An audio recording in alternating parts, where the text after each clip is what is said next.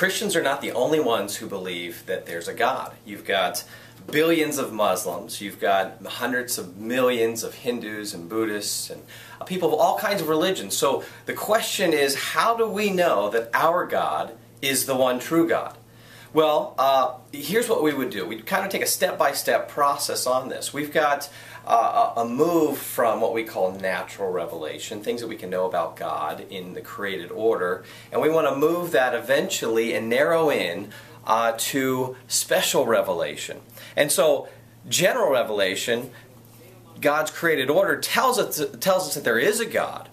And we can narrow it down that God exists, and there's certain things that we can know about Him from the created order, that He seems to be interested in our well-being. From fine-tuning arguments, we know that from the moral argument, He seems to be a moral being. So we get a bit of information about Him that begins to start narrowing down the process. But of course that's limited, and eventually to get to our God, the God of the Bible, we've got to get to special revelation.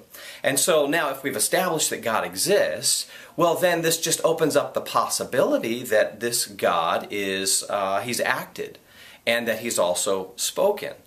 I think if we have good reason to think that He exists, and we discover a few things about Him, His moral nature, His power, these kinds of things, it might generate in us an expectation that He's going to do a little bit more, that He's going to communicate a little bit more, that He might actually reach in to human history and act. And guess what? We discover all these different religious claims about these things. So you've got religions that claim that He has acted, that there are miracles. You have religions that claim that He has spoken, that there's divine revelation.